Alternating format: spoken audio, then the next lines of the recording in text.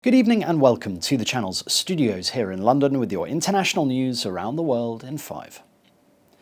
Indian opposition leader Rahul Gandhi has been sentenced to 2 years in prison in a criminal defamation case. Mr. Gandhi was convicted by the court in Gujarat state for 2019 comments about Prime Minister Narendra Modi's surname during an election rally. The Congress Party MP was present in court for sentencing, which comes a year before general elections are due.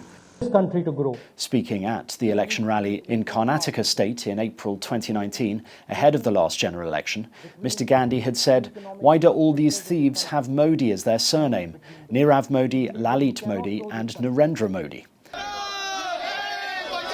The case against him was filed on the basis of a complaint by Purnesh Modi, a lawmaker from India's governing Bharatiya Janata Party, who said that Mr. Gandhi's comments had defamed the entire Modi community.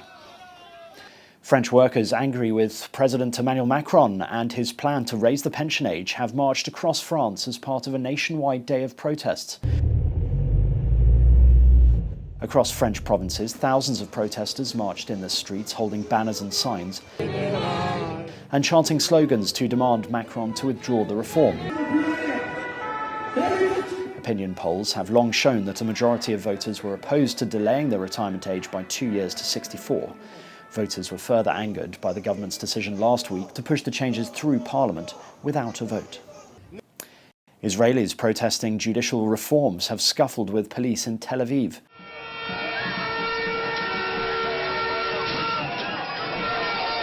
Protest organisers called for escalated disruptions throughout the country in what they dubbed a day of shutdown against reforms that they fear would subordinate Israel's Supreme Court to the executive and foster corruption. Though it has yet to be written into law, the judicial overhaul plan has stirred concern abroad for Israel's democratic health. Polls have found that most Israelis want it shelved or amended to satisfy a national consensus.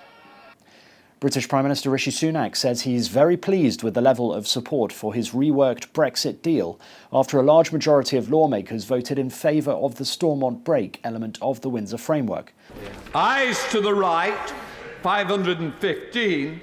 The noes to the left, 29. Sunak won the backing of Parliament on Wednesday for a key element of a reworked post-Brexit deal on Northern Ireland, despite opposition from the province's biggest unionist party and some of his own lawmakers. I was really pleased yesterday that there was very strong support for the Windsor Framework, and that's because it's the right deal for Northern Ireland. It's good for families, for people, for businesses, for communities across Northern Ireland. It restores the balance in the Belfast Good Friday Agreement, secures Northern Ireland's place in our precious union, and makes sure that Northern Ireland has proper sovereignty. That's why it's a good deal. I'm pleased that it commanded broad support, and we can look forward to a better and brighter future. A town on the outskirts of Los Angeles has been hit by a rare tornado that's damaged multiple commercial buildings. Video posted on social media showed the tornadic winds sucking up debris and swirling it into the air over Montebello in South California. The storm marked the 12th so-called atmospheric river since December to sweep the US West Coast. The deadline for interested parties to submit new bids to buy Manchester United has been extended, having originally been set for 9 p.m. tonight. The only two bidders to declare their interest, Ineos owner Jim Ratcliffe and Qatari banker Sheikh Jassim, requested the deadline to be extended as they're yet to submit revised bids to buy the club. It is not clear when the deadline for Jim Ratcliffe and Jassim is to submit their bids. And a zebra has been recaptured after escaping from a zoo in South Korea, with pedestrians bemused by the rare sight. In a video provided by the Seoul Gwangjin fire station, the zebra was seen walking in an alley around residential buildings, with locals clearly surprised by the spectacle. Rescue workers eventually fired a tranquilizer dart at it. The zebra subsequently collapsed on the ground before it was wrapped up into a net and loaded onto a truck. The zebra was later returned safely to Seoul Children's Grand Park, where the animal had escaped from.